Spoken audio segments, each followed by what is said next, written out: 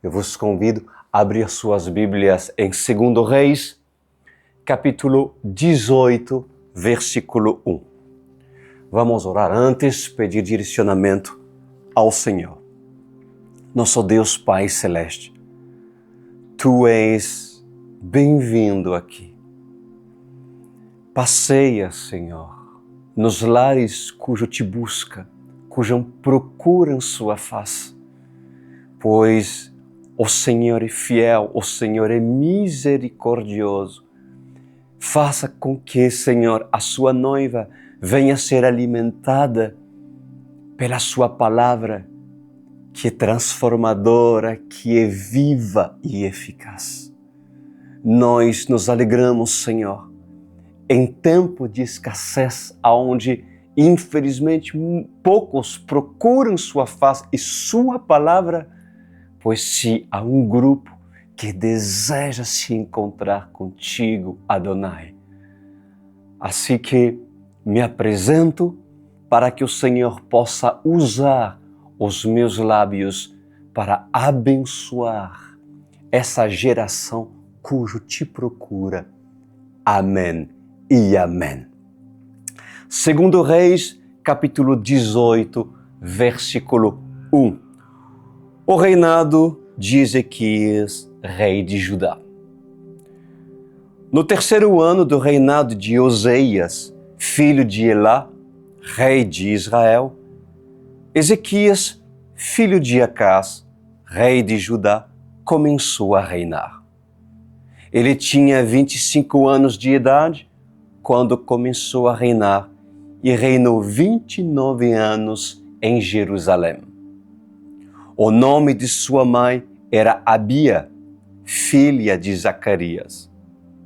Ele fez o que o Senhor aprova, tal como tinha feito Davi, seu predecessor. Olha isso. Removeu os altares idólatras, quebrou as colunas sagradas e derrubou os postes sagrados. Despedaçou a serpente de bronze que Moisés havia feito, pois até aquela época os israelitas lhe queimavam incenso. Era chamada Neustá. Ezequias confiava no Senhor, o Deus de Israel, e nunca houve ninguém como ele entre todos os reis de Judá, nem antes, nem depois dele. Uau, esse Ezequias, vale a pena lembrar desse nome, o rei Ezequias, cujo inclusive, para todos que têm oportunidade de ir a Jerusalém, deixou o legado de um túnel, cujo já fui visitar, tremendo, e é onde passa um rio dentro desse túnel. Pois esse túnel, que hoje pode ser visitado em Jerusalém, foi justamente construído por esse rei tão elogiado nas Escrituras, que deixou um legado de excelência, Ezequias. Bom, amada igreja, a cegueira espiritual de um povo, infelizmente, vai de geração a geração. E a Bíblia diz que Moisés, ele fez uma serpente, mas como ato profético, e apresentou a serpente no madeiro. Ou seja, ele fez uma serpente e a colocou sobre um madeiro e levantou. Lembra? Era justamente porque o povo tinha pecado, o povo de Israel tinha pecado, e Moisés fez um ato profético daquilo que Jesus iria passar na cruz do Calvário. Pois assim diz o Senhor nessa noite. Escutem, amada igreja. Até os dias de hoje, os israelitas não compreenderam, tanto no passado como nos dias de hoje. os israelitas ignoraram as falas de Paulo, chamando-o de desviado, chamando-o de um corrupto do judaísmo, uma pessoa herética, uma pessoa rebelde aos ensinos e estudos de Gamaliel. Os judeus, na antiguidade e também nos dias de hoje, não aceitaram as palavras e ensinamentos dos apóstolos. Recusaram as pregações de Pedro, recusaram as pregações de João e de Tiago. E após a morte e ressurreição do nosso Senhor Jesus Cristo, os judeus se prepararam para destruir o legado de Jesus Cristo. Mas destruir de que forma? Calando os apóstolos, calando os evangelistas, calando todos aqueles que eram seguidores de Jesus Cristo. De séculos a séculos, eles deram mais valor à serpente de bronze, idolatrando-a, do que a própria palavra de Deus, do que os próprios ensinamentos, como, por exemplo, não adulterarás, não roubarás, não matarás, não fornicarás, não dará falso testemunho. Ah, religioso.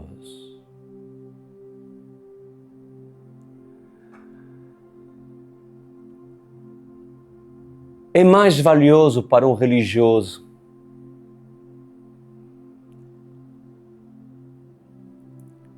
seguir e valorizar aquilo que Moisés fez do que do que obedecer à própria palavra. Aparentemente e visivelmente, os judeus defendiam aquilo que eles não entendiam. Eles defendiam aquilo que eles não entendiam. Assim como os gregos, assim como os atenienses, assim como os gentios e todos os religiosos fora de Jerusalém que fizeram uma estátua para o Deus desconhecido. Lembra dessa passagem? Para vocês terem noções, a idolatria era tão grande que a Grécia, o panteão e as pirâmides se curvaram diante da idolatria dos israelitas. O que isso significa? Assim diz o Senhor, significa que aos meus olhos era abominável ver os israelitas se curvaram perante os postes sagrados, sendo que era um povo escolhido por mim. Um povo que viu o que eu fiz ao seu favor. Um povo que ouviu os contos e as histórias do que eu fiz quando abri o mar vermelho, diz o Senhor. Israel se tornou um povo ingrato e idólatra, que trouxe do Egito até os dias de hoje sua superstição, suas heresias e idolatria. Por acaso, existe algo diferente disso comparada à igreja contemporânea? Que a igreja contemporânea que idolatra homens, que idolatra objetos trazidos de Israel, como por exemplo a réplica da Arca da Aliança, que idolatra a água, pedras trazidas do Mar Morto ou do Mar da Galileia, que idolatra ramos de oliveira e fazem comércio com objeto vindo de Israel? Pois em verdade, a igreja contemporânea é uma igreja mística, na sua grande maioria. Moisés, ele fez aquilo que deveria ser feito, porque ele foi direcionado pelo Espírito que estava sobre ele. Mas, por causa da dureza, por causa dos costumes, a perversidade do pecado e a idolatria, os israelitas, mesmo sendo israelita, eram egípcios. Por isso que a primeira geração recebeu a recompensa da sua desobediência, ou seja, não entrou na terra prometida. Então, assim diz o Senhor: eu, o Senhor, sempre levantei homens e mulheres para defender o meu reino, para lutar a favor do meu reino. Sempre levantei guerreiros que não se curvaram diante de um sistema caído, um sistema de manipulação, um sistema corrupto, um sistema de idolatria. E não é à toa que eu escolhi os apóstolos, diz o Senhor. Não é à toa que eu escolhi os discípulos.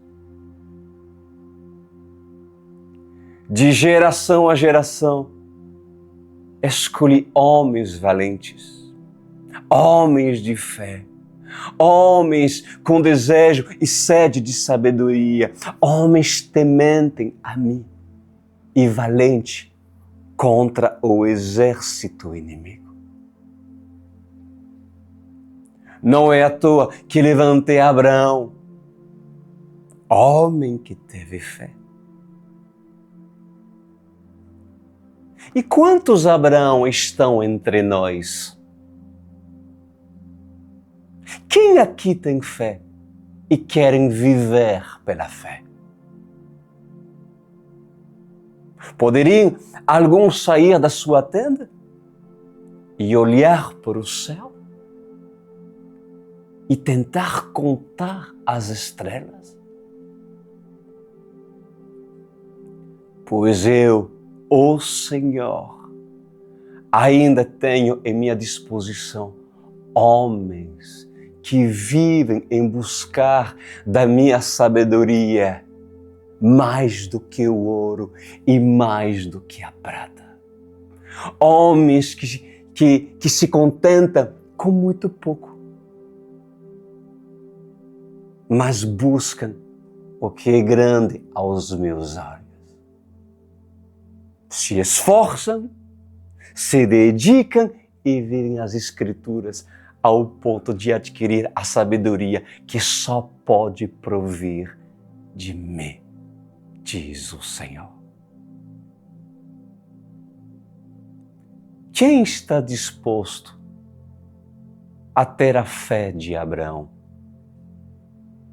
a sabedoria de Salomão e a coragem de Davi?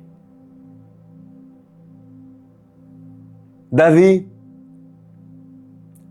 não tremeu diante dos filisteus. Davi recusou por completo em usar as armaduras de Saul. O espírito que estava sobre Davi fez com que Davi recusasse a armadura de Saul. E o Espírito Santo, que está dentro dos meus ungidos, faz com que os meus ungidos recusem em estarem em lugares impuros. Recusam em entrar em lugares que não me agradem.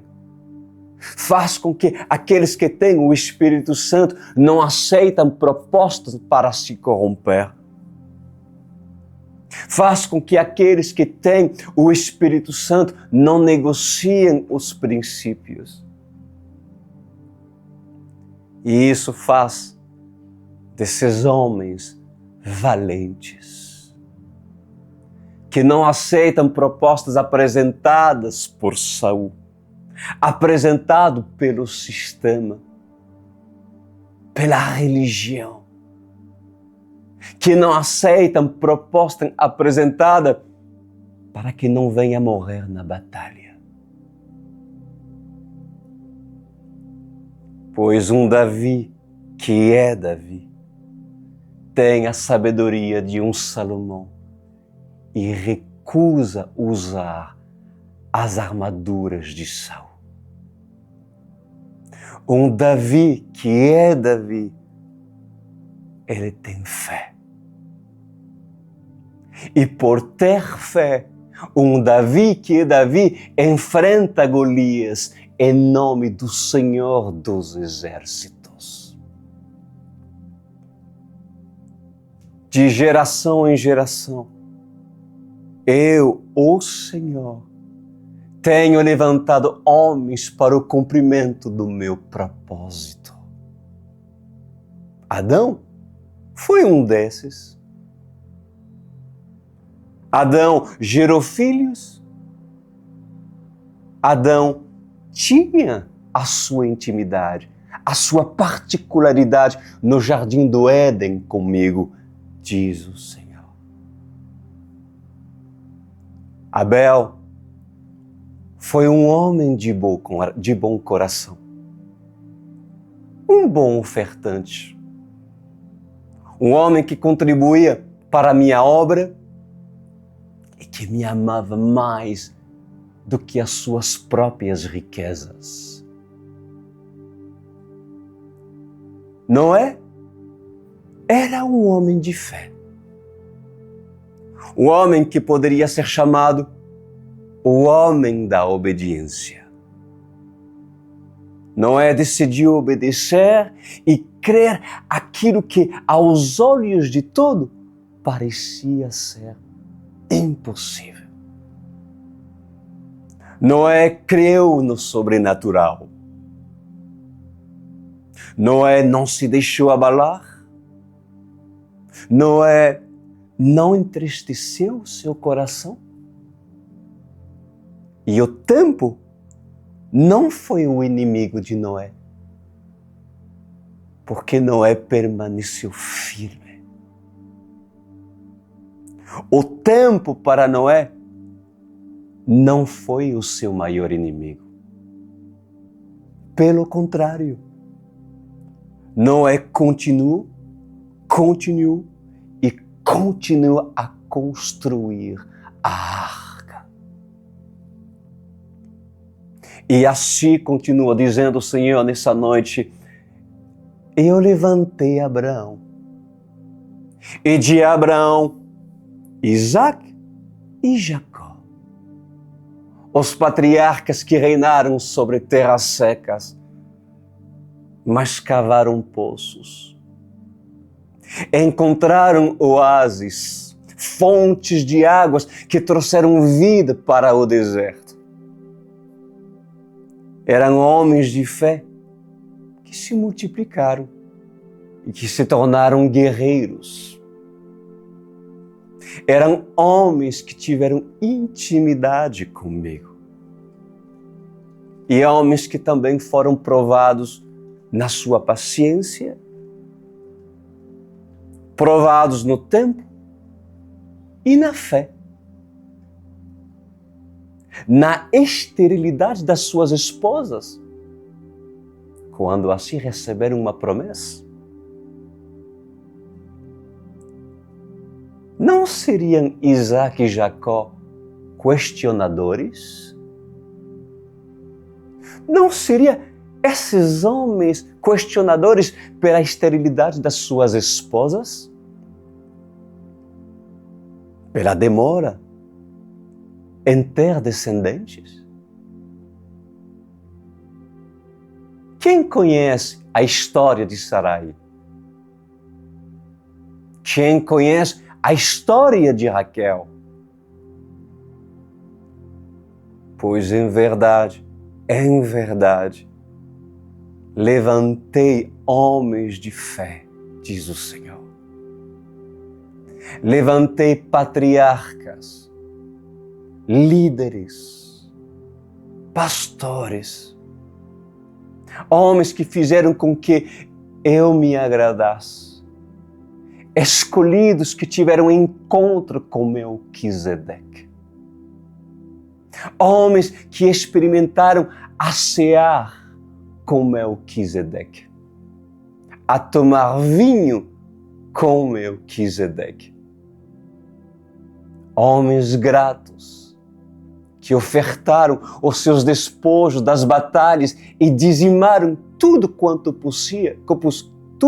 possuía sem reclamar.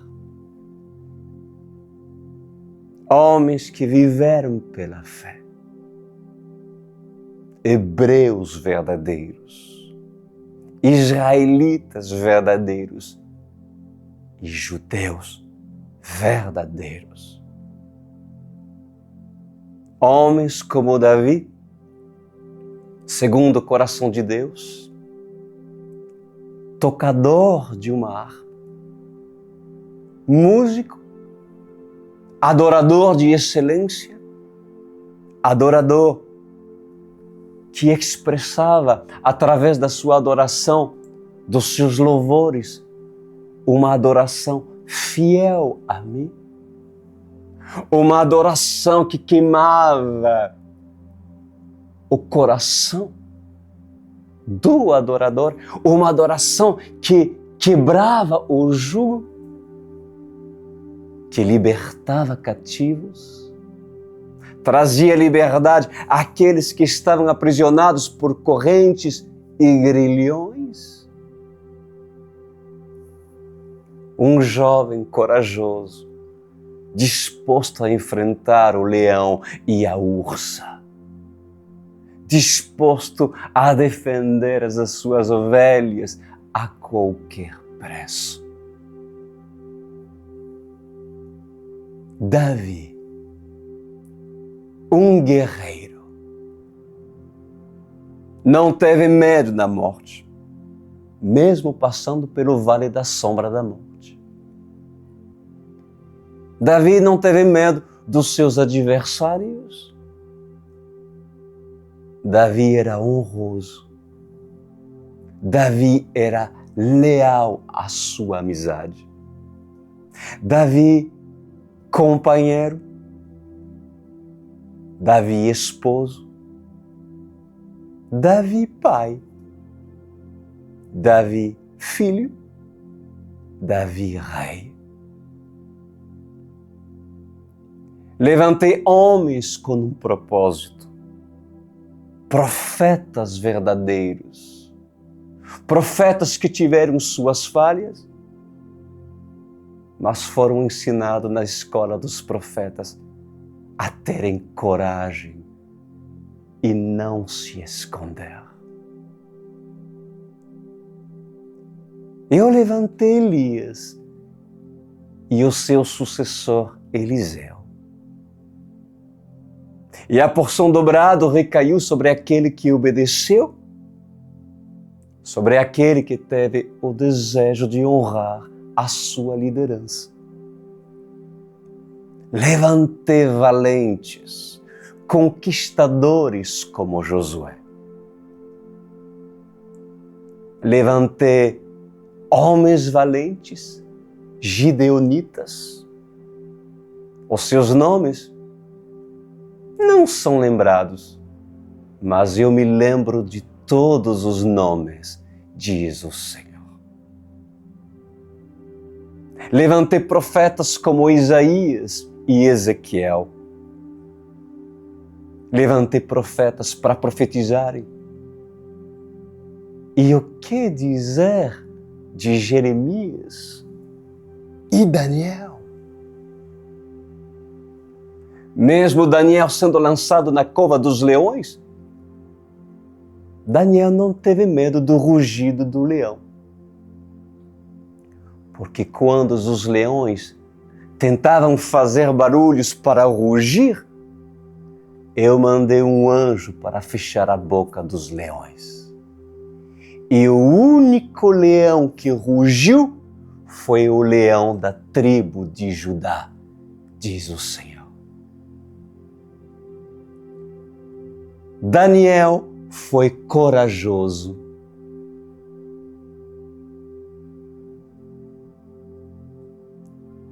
Sim, o Senhor se fez leão da tribo de Judá quando assim entrou na cova dos leões, amados. O Senhor mandou um anjo para fechar a boca dos leões. E o único leão que rugiu foi o leão da tribo de Judá. Daniel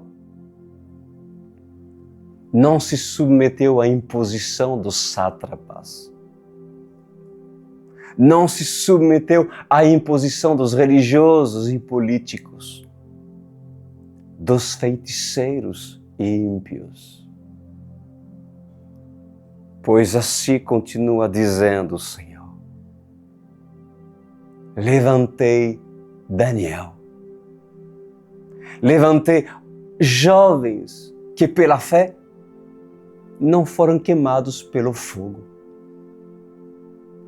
Jovens obedientes a um propósito de jejum e de consagração.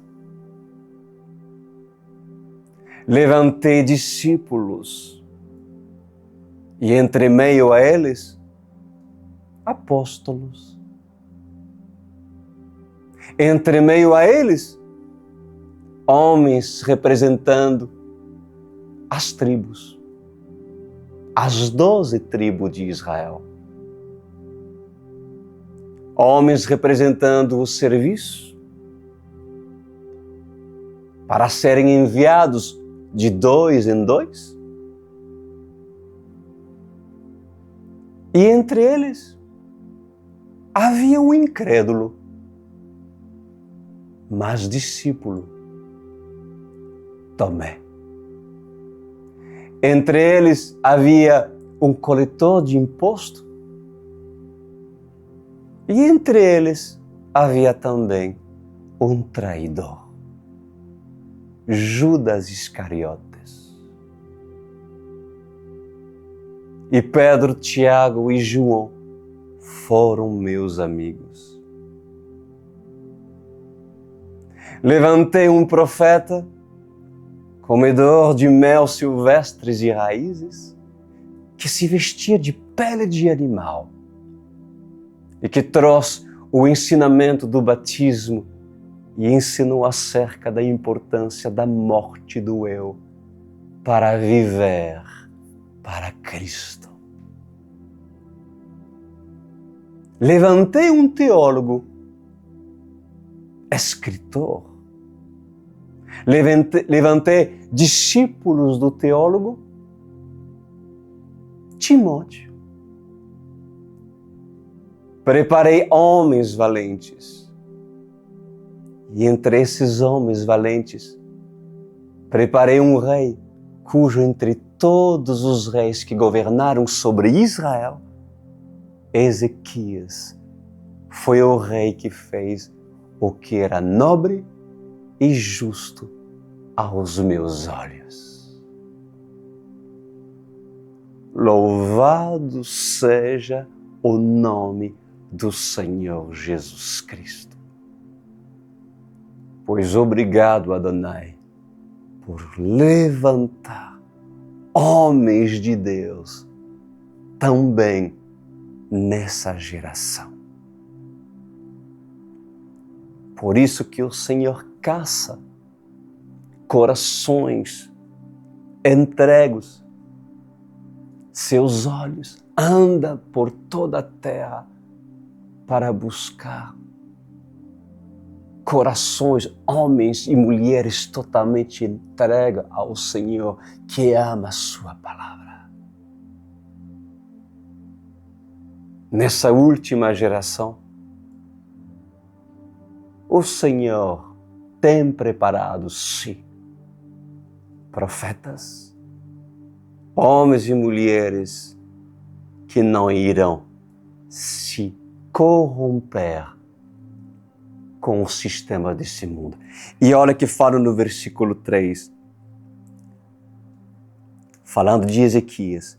Ele fez o que o Senhor aprova, tal como tinha feito Davi, seu predecessor. Removeu os altares idólatras, quebrou as colunas sagradas e derrubou os postes sagrados. Despedaçou a serpente de bronze que Moisés havia feito, pois até aquela época os israelitas lhe queimavam incenso. Era chamada Neustá.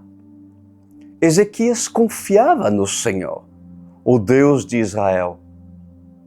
Nunca houve ninguém como ele entre todos os reis de Judá, nem antes e nem depois dele. Ele se apegou ao Senhor e não deixou de segui-lo. Obedeceu aos mandamentos que o Senhor tinha dado a Moisés. E o Senhor estava com ele. Era bem-sucedido em tudo o que fazia. Rebelou-se contra o rei da Assíria e deixou de submeter-se a ele. Desde as torres da sentinela até a cidade fortificada, ele derrotou os filisteus, até Gaza e os seus territórios. No 4º ano do reinado do rei Ezequias, os 7º ano do reinado de Oseias, filho de Elá, rei de Israel, Salmaneser, rei da Assíria, marchou contra Samaria e a cercou. Ao fim de 3 anos, os assirianos a tomaram. Assim a cidade foi conquistada no 6º ano do reinado de Ezequias, o 9º ano do reinado de Oseias, rei de Israel. O rei assírio deportou os israelitas para a Síria e os estabeleceu em Alá, em Gozá, do rio Abor e na cidade dos Medos. Isso aconteceu porque os israelitas não obedeceram ao Senhor, o seu Deus, mas violaram a sua aliança. Tudo que Moisés, o servo do Senhor, tinha ordenado, não ouviram nem lhe obedeceram.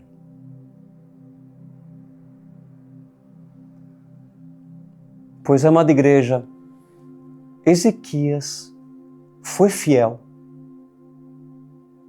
mas os israelitas foram infiéis.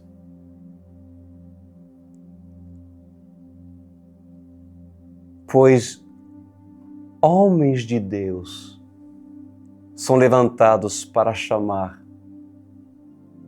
os israelitas a marchar, para chamar os israelitas ao arrependimento. Mas quando o povo não quer, o Senhor dá bênção, dá as suas bênçãos para Ezequias. Porém, escravidão para os israelitas, porque os israelitas decidiram desobedecer ao Senhor, que estava acima de Ezequias. Ezequias nada podia fazer. Por quê, pastor Cris? Porque os israelitas escolheram viver na prática da idolatria. Deus deu ao homem o livre árbitro. Eis que coloca perante vós a vida ou a morte. e o povo israelita escolheu a idolatria, a morte.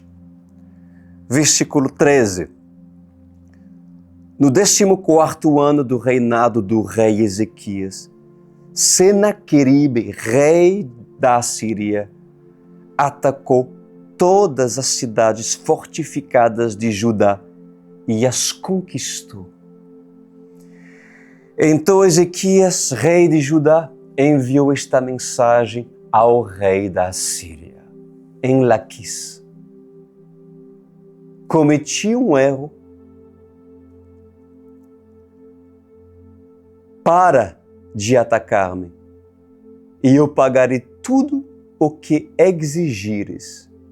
O rei da Assíria cobrou de Ezequias, rei de Judá, 10,5 toneladas de prata e 1.050 quilos de ouro.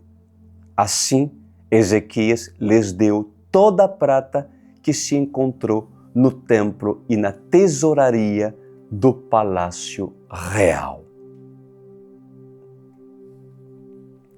O que acontece é que Ezequias era um homem de paz, um homem pacífico. Era um homem que temia o Senhor. Mas, contrariamente de Ezequias, Senaqueribe, rei da Síria, queria guerra. Senaqueribe queria destruição. Senaqueribe queria levar homens cativos, fazê-los escravos e fazer das suas mulheres prostitutas. Senaqueribe se gabava do seu poder. A força de Senaqueribe estava nos seus homens, que estavam no seu comando, na sua ordem, na sua palavra. Senaqueribe confiava na força do seu braço. E veremos mais à frente que Senaqueribe é a representação do anticristo. Porque atrás de tudo isso, há sim uma história, um acontecimento profético que voltará a acontecer. E no versículo 16 diz: nessa ocasião, Ezequias, rei de Judá, retirou o ouro com que havia coberto as portas e os batentes do templo do Senhor e o deu ao rei da Assíria. De Laquis, o rei da Assíria enviou ao rei Ezequias em Jerusalém seu general, seu oficial principal e seu comandante de campo com um grande exército. Eles subiram a Jerusalém e pararam no aqueduto do açude superior, na estrada que leva ao campo do lavandeiro. Pois assim diz o Senhor nessa noite: em verdade eu vos digo, um Senaqueribe sempre irá se opor a um Ezequias. Senaqueribe vai querer intimidar o seu exército. É fato que Ezequias tremerá diante das ameaças de Senaqueribe. Temerá por sua esposa, vai temer por sua filha, vai temer pelos seus. Mas quem é Ezequias de verdade? Levará a mim, diz o Senhor, a seguinte oração: Senhor, eu tenho feito o que é justo diante dos teus olhos. Não deixe que minha Jerusalém seja atacada e que as mulheres, meus filhos e esposa, venham a ser saqueados por Senaqueribe. Então, Senhor, venha me ajudar. Um Ezequias que é Ezequias, ele convoca para a oração. Pede para que homens sobem na torre de sentinela, a torre de vigília. Um Ezequias que é Ezequias, ele tem compaixão daqueles que têm fome dentro da Jerusalém e fora da Jerusalém. Um Ezequias que é Ezequias, ele não se rende por causa da opressão. Um Ezequias que é Ezequias, confia no Senhor. E o que aconteceu com Senaqueribe? O orgulho foi derrotado. A arrogância do poderoso caiu por terra. E mesmo achando que conquistou Jerusalém e que fez cair Ezequias, assim diz o Senhor, nos últimos dias, ele verá que a vitória irá triunfar contra o seu poder, seu império e seu sistema. Senaqueribe se apresentará com muita força nos últimos dias. Mas Ezequias não sairá de Jerusalém, mesmo morrendo em Jerusalém. Assim diz o Senhor dos Exércitos.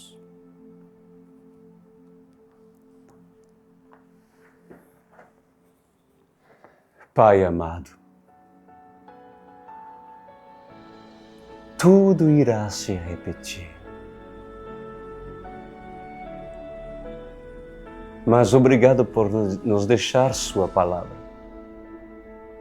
E em tudo que foi permitido em épocas de Ezequias, tudo teve um propósito, Adonai,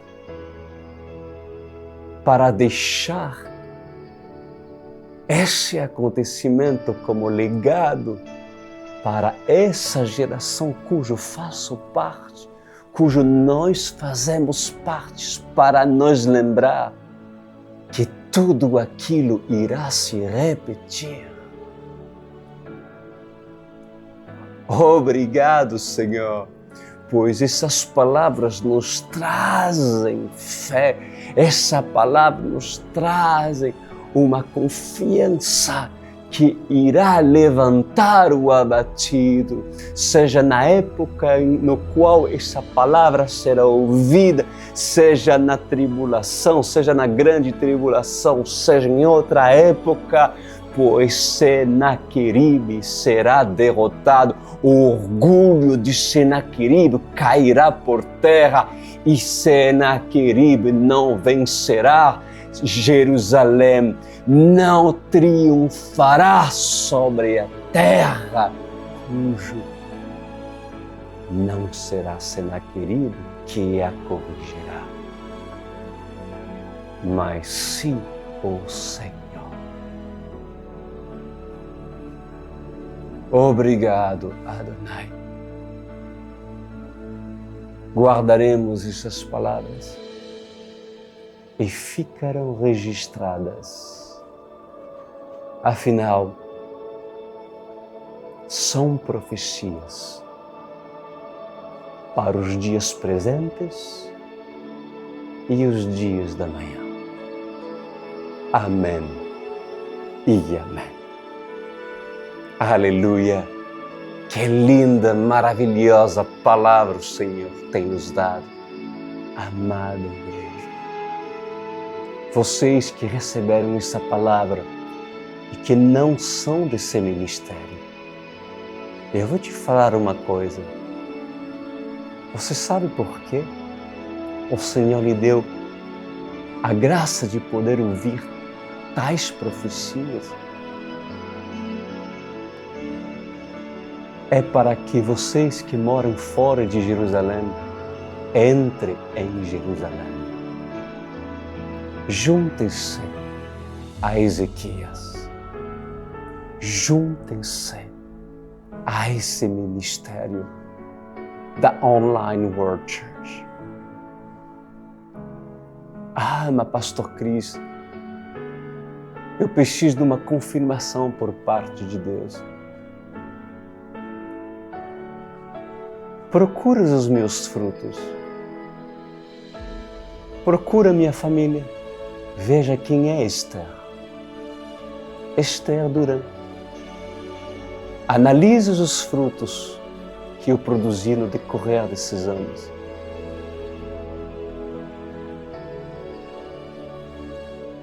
Examine as Escrituras e anota as profecias cujos saíram da minha boca para poder ser porta-voz do Senhor para essa geração. E avaliando tu que eu sou um profeta de verdade, não profecias fabricadas e inventadas, já programadas. Avaliando tu que eu sou um profeta, pois eu te digo, é um convite do Senhor para vocês entrarem na Online World Church. Eu te aguardo.